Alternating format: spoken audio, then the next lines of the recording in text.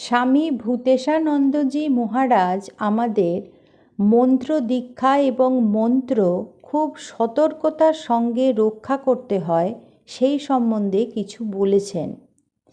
তিনি বলছেন মন্ত্র খুব সতর্কতার সঙ্গে রক্ষা করতে হয় যাতে এর ধ্বনি বা প্রকৃতির কোনো পরিবর্তন না হয়।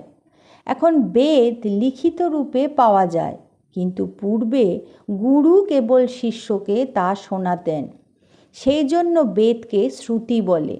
শিষ্য গুরুর কাছ থেকে তা শুনত এবং মনে রাখত। মন্ত্রের কোনো পরিবর্তন বা পরিবর্জন গৃহীত হতো না, ব্যাকরণসম্মত সংশোধনও চলত না।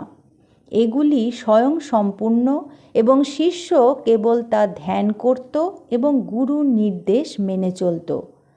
তত্ত্বশাস্ত্রেও আছে মন্ত্র অপরিবর্তিত রাখতে হবে এবং একেবারে যথাযথভাবে আবৃত্তি বা জপ করতে হবে।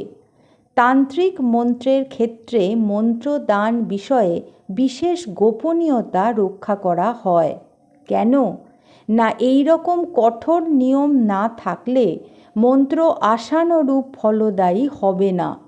মন্ত্র মুখে উচ্চারণ করলে তার শক্তি হ্রাস পায়। মন্ত্র প্রবল শক্তি সম্পন্ন, আমাদের আধ্যাত্মিক জ্ঞানোন্মেষের সহায়ক। মন্ত্র জপের দ্বারা ইষ্টের মূর্তি বা প্রকৃত রূপ শিষ্যের সম্মুখে প্রতিভাত হয়।